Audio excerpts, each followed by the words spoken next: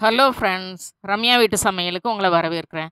இன்றைக்கு நான் மாதா சீ ஃபுட்ல இருந்து தான் நான் வந்து குதிப்பு மீன் வாங்கியிருந்தேன். அவங்க டெய்லி எனக்கு வீடியோ அனுப்பிருவாங்க. காலையில 7 மணிக்கு, 7:30க்கலாம், 7:30க்கலாம் டெய்லி அவங்க கடையில என்னென்ன ஸ்டாக் மீன் வருதோ, நான் அங்க போனதுலேருந்துமே டெய்லி எனக்கு வந்துரும்.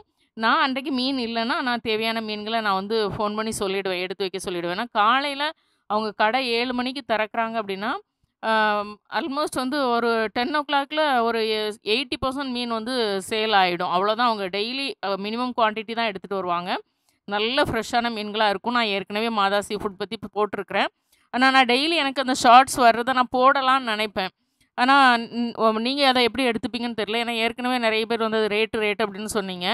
இவ்ளோ ஃப்ரெஷ்ஷான மீன நைட்டே போயி உங்களுக்கு 2 மணிக்கே காசிமேட்ல போய் ஃப்ரெஷ்ஷா எடுத்துட்டு வந்து, உங்களுக்கு வந்து அத காலையில 6 மணிக்கு, 7 மணிக்கு உங்களுக்கு தரணும் அப்டின்னா, அதுக்கான வேலைகள், செலவுகள் எல்லாமே இருக்கும். அதனால தான் அந்த ரேட்டு வச்சா தான் அவங்களுக்கு அது கட்டுப்படி ஆகும். அ அது தெரிஞ்சு தான் நான் மீன் வாங்கிட்டுருக்கேன். அதுவும் இல்லாம ஃப்ரெஷ்ஷான மீனா இருக்கும். நீங்க சொல்ற மாதிரி எந்த விதமான கெட்ட கெமிக்கலோ எதுவுமே அதில இருக்காது. நல்லா ப்ராப்பரா ஐஸ்ல வச்சு நல்ல ஃப்ரெஷ்ஷா குவாலிட்டியா குடுக்கக்கூடிய ஒரு கடை தான் அது.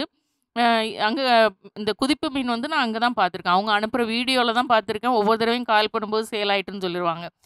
குதிப்பு மீன் பார்த்தீங்கன்னா, ஒரு 5, 6 கிலோ அப்படிதான் இருக்கும்.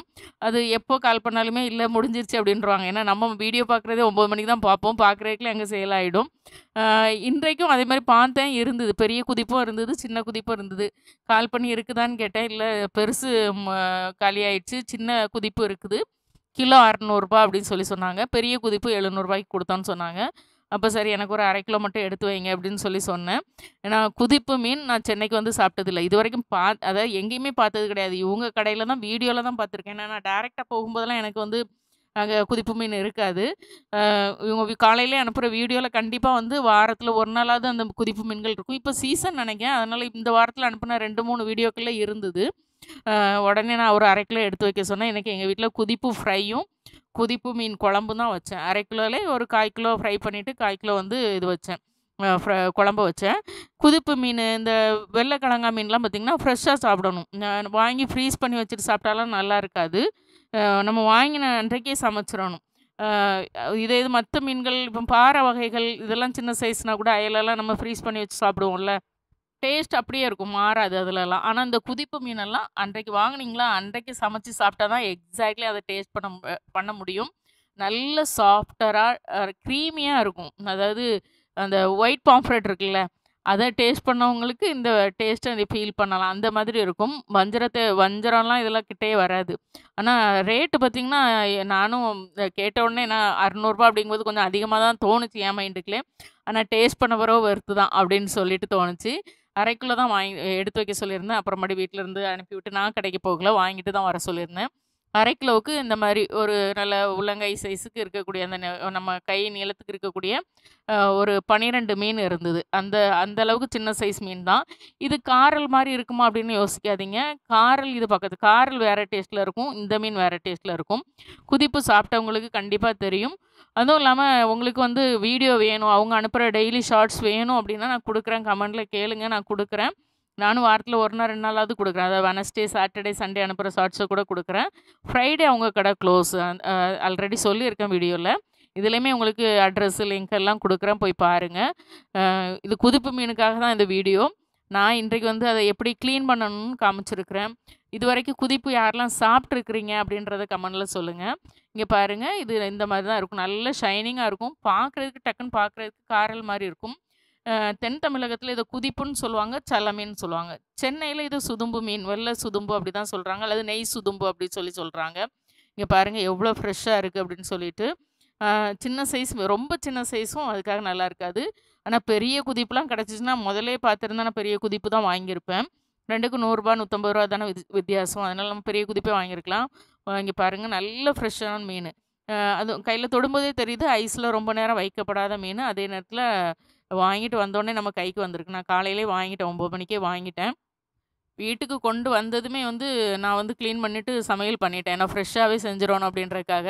ஏன்னா மறுபடியும் அத வாஷ் பண்ணிட்டு அதுக்கப்புறமேட்டு லேட்டா சமைச்சோன்னா, நம்ம நம்ம வாங்குனதும் வேஸ்ட் ஆயிடும். அதுவும் இல்லாம ரொம்ப வருஷம் கழிச்சு குதிப்பு மீன் கிடைச்சிருக்குல்ல. என்ன குதிப்பு மீன் அவ்ளோ டேஸ்ட்டா அப்படின்னு நினைப்பீங்க. சாப்பிட்டவங்களுக்கு அது தெரியும். ஏன்னா வந்து நம்ம ஒவ்வொரு மீனுக்கும் ஒவ்வொரு டேஸ்ட் இருக்குது. அதுதான் நான் வந்து நம்மளுடைய சேனல்ல சொல்லியிருப்பேன். ஏன் இந்த எல்லா மீனையும் தான் குழம்பு வைக்கலாம், எல்லா மீனையும் தான் ஃப்ரை பண்ணலாம் அப்படின்னு நீங்கள் நினைக்கலாம். அது வந்து மீனே சாப்பிட்டு பழகுனதுனால, அது கொஞ்சம் டீப்பாவே நம்ம அத டேஸ்ட் பண்ணதுனால நான் சொல்றேன். இதுல இருக்க அந்த மாங்க வந்து சொரண்டி எடுக்கணும்னு அவசியம் கிடையாது. மாங்கு அப்படின்னு சொல்றது, இது கலர் சில்வரிஷா இருக்குல்ல, இந்த வாழை மீன் மாதிரியே. அது அந்த வாழை மீன்லலாம் அது மேல இருக்க அந்த சில்வர் கலர சொரண்டி எடுத்துடும். இதுலலாம் நீங்க அந்த சில்வர் கலர சொரண்டுனீங்கன்னா, மீனே இருக்காது. அப்படி பிஞ்சு போயிடும். ஏன்னா, மீன் கையில பிடிச்சிருக்கும்போதே அவ்ளோ சாஃப்ட்டா இருக்குது. ரொம்ப அழுத்தி பிடிச்சாலே இது வந்து மீன் வந்து அப்படியே நசிஞ்சிடும். ரொம்ப சாஃப்ட்டா, டெண்டரா தான் அத கட் பண்ணி எடுக்கணும். கடையிலே கிளீன் பண்ணியும் குடுத்துருவாங்க. ஆக்சுவலி நான் ஃபோன் பண்ணி 1/2 கிலோ எடுத்து வைங்கன்னு சொன்னோனே, அவங்க கிளீன் பண்ணி தான் வச்சிருந்தாங்களாமா. நான் தான் வந்து எனக்கு முழுசா வாங்கிட்டு வந்துருன்னு சொல்லிவிட்டேன். ஏன்னா, சரி வீடியோல காமிக்கணுன்றதுக்காக. அதனால மறுபடியும் அவங்க வேற மீன் குடுத்து விட்டுருந்தாங்க. அ அந்த வெட்டி வச்சிருந்த மீன்ல கொஞ்சம் பெரிய மீனா இருந்துச்சு அப்படின்னு சொல்லி சொன்னோம். ஆனா, இது வந்து அ அவங்க பெருசெல்லாம் பொறைக்கு வெட்டி வச்சிருந்தாங்க. ஆனா, நான் முழுசா கேட்டதுனால இத எடுத்து தந்தாங்க அப்படின்னு சொல்லி சொன்னாங்க. ஏன்னா, நானும் மீன இதுவரைக்கும் ஃபோட்டோலாம் எடுத்ததில்ல. உங்களுக்கு வீடியோலயும் காமிச்சதில்ல. இந்த மாதிரி வாயெல்லாம் சேர்த்து வெட்டிடுங்க. இந்த மீனும் பாசிகள சாப்பிட்டு வாழக்கூடிய மீன் தான். எப்படி காரெல்லாம் பாசிகள சாப்பிட்டு வாழுதோ, காரல் வகைகள் தான். ஆனா, இதனுடைய ருசி வந்து நல்ல ஒரு கிரீமியா, நல்ல நெய்ச்சத்தோட இருக்கும். அதாவது எண்ணெய் தன்மையோட இருக்கும். அதனால சாப்பிடுறதுக்கு டேஸ்ட் வந்து நல்லாருக்கும். வயிற்று பகுதிய கூட வந்து கடைகள்ல கிளீன் பண்ணும்போது கிள்ளி போட்டுருவாங்க. நான் குழம்பு வைக்கிறதுனால அந்த வயிறும் உடையாம நீட்டா கிளீன் பண்ணி எடுத்துட்டு, அந்த வயித்தெல்லாம் அப்புறம் கட் பண்ணி நான் வந்து குழம்புல போட்டேன். ஏன்னா அது இருக்காது. வயிறு எப்படினாலும் நம்ம ஃப்ரைலாம் பண்ணா உடைஞ்சு போயிடும். அதனால நான் வந்து அந்த வயிற்றெல்லாம் கட் பண்ணி எடுத்துட்டேன். எடுத்துட்டு அத குழம்புல போட்டேன். கடையில கட் பண்ணோம் அப்படின்னா, அந்த இதெல்லாம் வந்து இது பண்ணிருவாங்க. வயித்தெல்லாம் பிச்சுட்டு, சும்மா தான் கிளீன் பண்ணி குடுப்பாங்க. இங்க பாருங்க அதனுடைய பல்ல காமிக்கிறேன். பல்லே இல்ல. பல்லு இல்ல அப்படின்னாலே அந்த மீன் வந்து பாசிகள சாப்பிடக்கூடிய மீன் தான். சிம்பிள் தான். அதே மாதிரி இது குழம்புக்கும் நல்லாருக்கும். ஃப்ரைக்கும் நல்லாருக்கும். குழந்தைங்களுக்கு அவியல் பண்ணி குடுக்குறதுக்கும் நல்லாருக்கும். இப்ப காரல் மீன் ருசியை விட இந்த மீன் ருசி அதிகமா இருக்கிறதுனால, உங்களுக்கு முடியும் அப்டின்னா, இந்த கிடைச்சது அப்டின்னா, இந்த மீனையும் குழந்தைங்களுக்கு அவியலுக்கு வாங்கி வச்சு குடுக்கலாம். அதேபோல இது வந்து கருவாட்டு கூட நல்லாருக்கும். முன்னலாம் குதிப்பு கருவாடுலாம் கிடைக்கும். அ அந்த இப்பலாம் அதெல்லாம் கிடைக்குமான்னே தெரியாது. அப்பலாம் மீன்கள் நெறைய கிடைக்கும். அந்த குதிப்பு மீனு நான் ஊர்ல இருக்கும்போதெல்லாம். குதிப்பு கருவாடும் நல்லாருக்கும். இப்படி இதில வந்து எல்லா வகையுமே நல்லாருக்கும். அதாவது ஒரு சில மீன்கள்ல தான் எல்லாமே செய்ய முடியும். அந்த அந்த மாரி இந்த மீனு. அதுவும் இல்லாம டெய்லி சாப்பிடக்கூடிய மீன். எங்க வீட்லயுமே ஃபர்ஸ்ட் டைம் குதிப்பு அப்படின்னோனே, நான் உடனே போய் வாங்கிட்டு வா, ரொம்ப நாள் சொல்லிட்டு இருந்தோனே எல்லாருமே ஆசையா தான் விரும்பி எடுத்து சாப்பிட்டாங்க. அ அதாவது எக்ஸைட்மென்ட்டோட தான் எடுத்து சாப்பிட்டாங்கன்னு சொல்லலாம். எல்லாருக்குமே அத டேஸ்ட்டு ஃபீல் பண்ணி சொன்னாங்க, ரொம்ப நல்லாயிருக்கு அப்படின்னு சொல்லிட்டு. நீங்களும் ட்ரை பண்ணி பாருங்க. இது எல்லாமே அதாவது இது கிளீன் பண்றது இந்த மாரி கிளீன் பண்ணிக்கோங்க. நீங்க வீட்ல கிளீன் பண்ணீங்கன்னா, அந்த ஸ்டமக்கு அந்த வயிற்று பகுதி இருக்குல்ல, அதெல்லாம் கூட நீங்க வந்து குழம்புல எடுத்து போட்டுக்கலாம். ஃப்ரை பண்ணும்போது இந்த மாரி ஃப்ரை பண்ணிக்கோங்க. மசாலா கம்மியா போட்டுக்கோங்க. குழம்புக்கும் சரி, ஃப்ரைக்கும் சரி மசாலா கம்மியா போட்டுக்கோங்க. இது மசாலா ரொம்ப இழுக்காது.